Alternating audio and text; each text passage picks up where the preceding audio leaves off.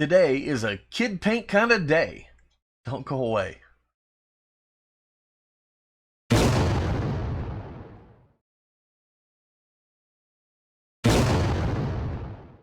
Hello everyone and welcome to Fat Guy Productions. I am Paul, coming to you as always from beautiful Las Vegas, Nevada. Today I'm going to be taking on a Matchbox and one of my favorite things in the world, a kid paint. This is going to be so much fun, so let's see what I can accomplish. Let's get to work. Today I'll be taking on this kid-painted Matchbox king-size M1 BP Auto Tanker. You all know my penchant for kid paints, and this build will present no exception to that rule. This indeed will be a custom, as I will try to remember the kid who painted this during my build.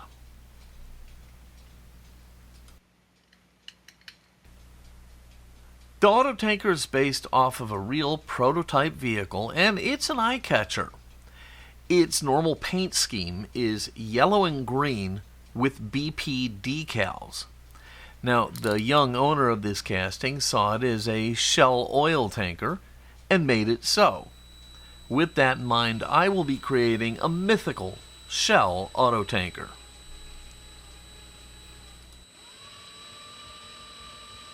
The casting is very simple. It has one post and a tab at the other end to hold the base to the body. The tanker has 8 wheels and axles, and one small glass piece held in with a tiny rivet.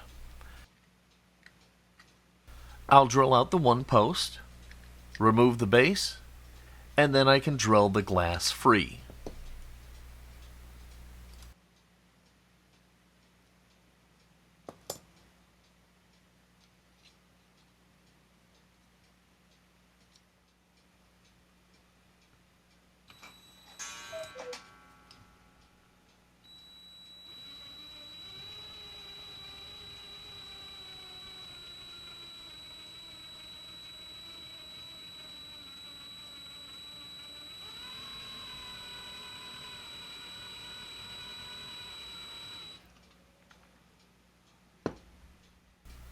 With everything apart, I can go ahead and prep the post so I can put this thing back together, and then I can go ahead and think about how I'm going to remove this wonderful paint job.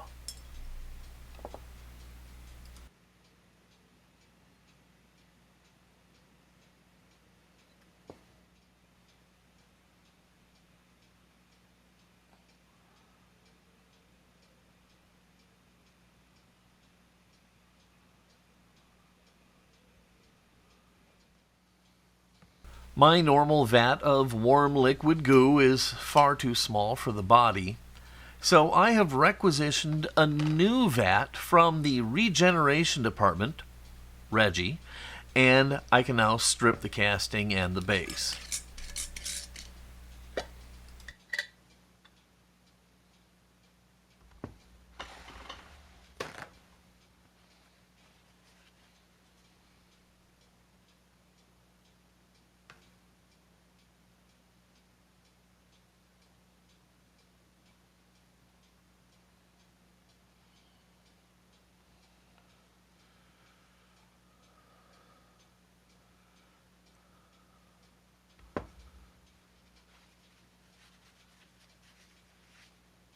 The paint was oozing off, so I can take it, wash it, and I can start to plan out the paint job. So you understand that I love to keep the idea that the kid who painted it had when I'm doing these fabulous castings. So, with their vision in mind, I try to add to it and give it a great and fun final look. I did a bit of research, and I found some great images of old Shell tankers sporting a red and yellow paint scheme. This will keep the yellow and the Shell branding, but will give the auto tanker a bit more life. I'll run the casting to the paint booth, and I lay down some Tamiya fine primer. and then once dry I can go ahead and mix and lay down the first color.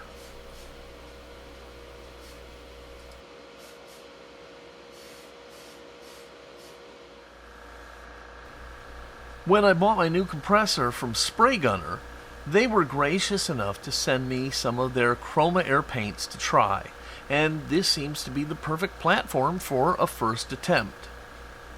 I'm going to apply the yellow first, and I don't want it to be straight yellow. I want it a little warmer, so I'm going to add a couple drops of red to the yellow to warm it up. I'm going to lay it down just like I normally do, and then I'll let it completely dry.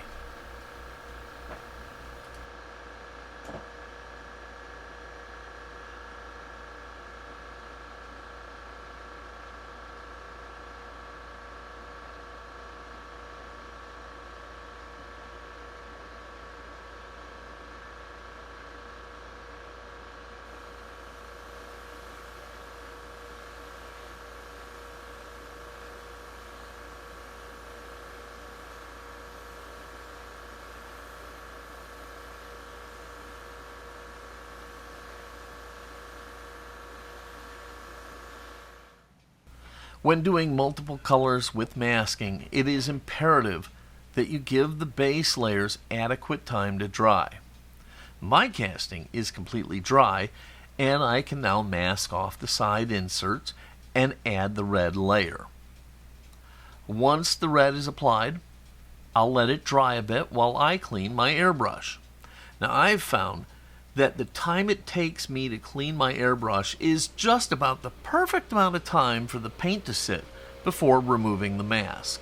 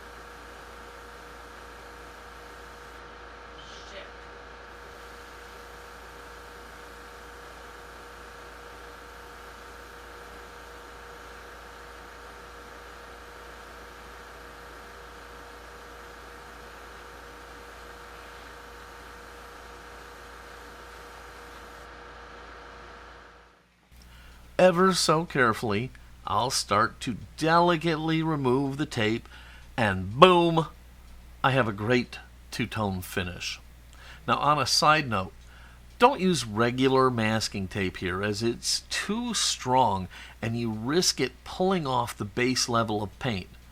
Make sure you use a painter's tape or a modeling tape.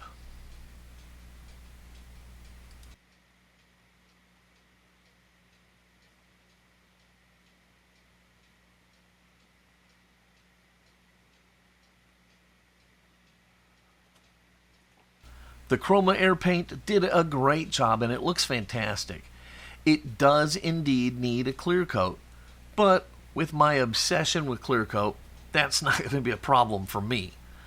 I love the bottles as they're super convenient, big, love them, and I'm really kind of digging these paints. I absolutely will be trying these again.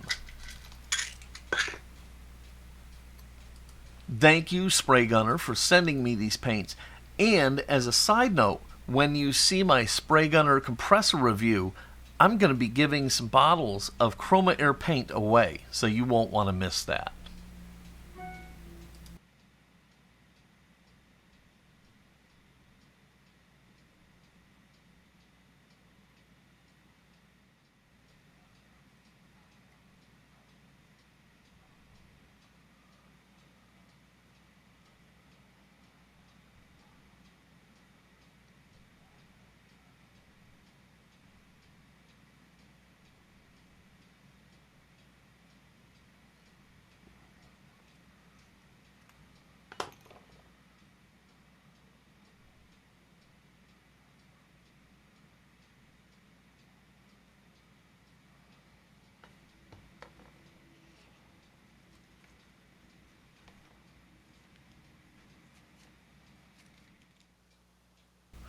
So now it's off to the internet to find some great vintage Shell Oil logos for my tanker. I find some stuff I like, and then I'll prepare it in Photoshop, making sure it's the right size and everything looks great. Then I'll print it through my HP laser printer, and now I have some fantastic decals.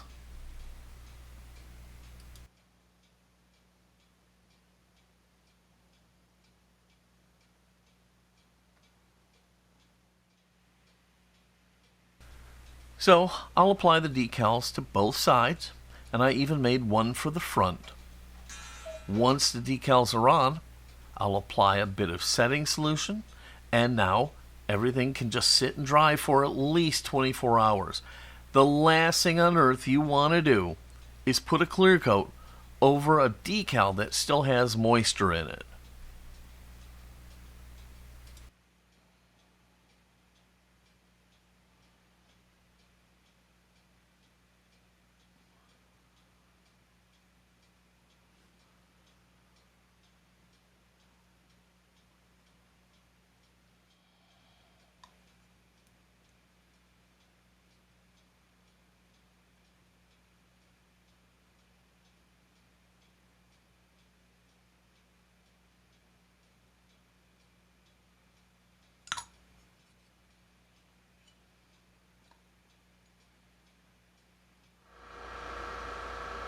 You had to know I'd be clear coating this. You know how much I love this urethane clear coat from Brightvision. It's really a compulsion for me at this point. Very few castings I do go without this clear coat. The clear coat is, well, it's magical. It's magical. That's the only way I can describe it. And I freely acknowledge that the ultra high shine is unrealistic on these tiny toys. But in my humble opinion, it just takes them from toy to collectible. I love it, and I can't stop using it.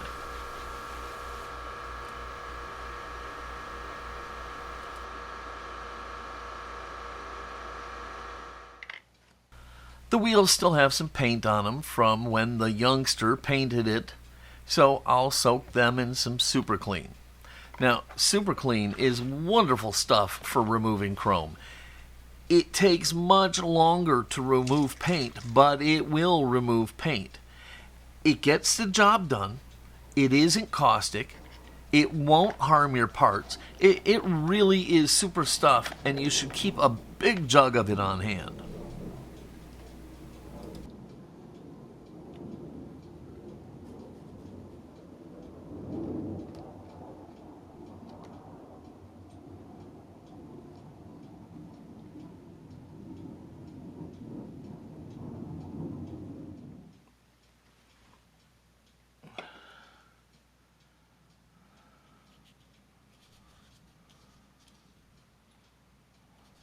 Now, I had originally wanted to replace the original tires with some M2 truck tires. They were just too big and wouldn't work, so I had to put the originals back on. And then I thought, well, I'll replace the axles with axle tubes and rivets so I can get matching hubs on both sides. But then I found that it would require massive modifications to the base to get the tubes to fit, and this just wasn't in the plan, so I reused the original axles.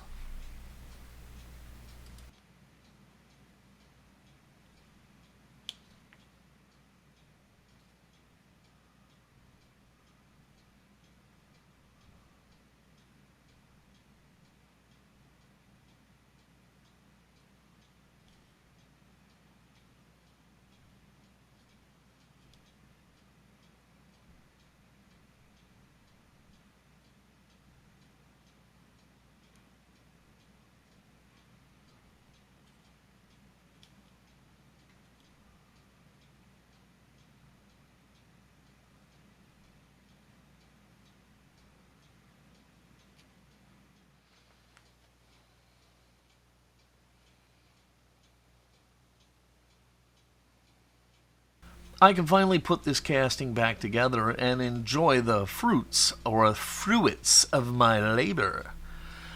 I'll use a bit of clear silicone here to hold the glass back in, and then I can attach the base with the single screw.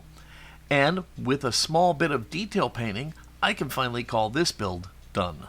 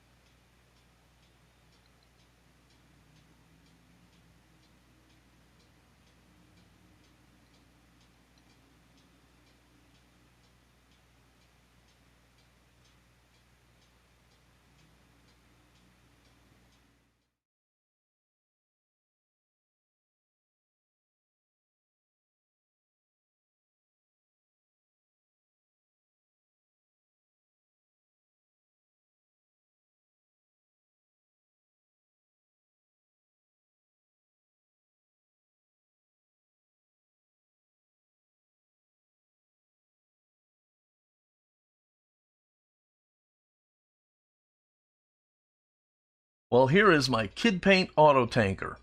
I love it, and you know how I feel about kid paints. I hope you love it too, and somewhere, I hope the kid who painted it is digging it too. If you did love this video, please give this a big thumbs up, click subscribe, and don't forget to click the notification bell so you never miss one of my restoration videos. As always, if you have any questions or comments, please leave them down below. I love to hear from you guys. You know, if we experience life through the eyes of a child, everything would be magical and extraordinary. That's it for today. Until next time, this is Paul from Fat Guy Productions, saying be good.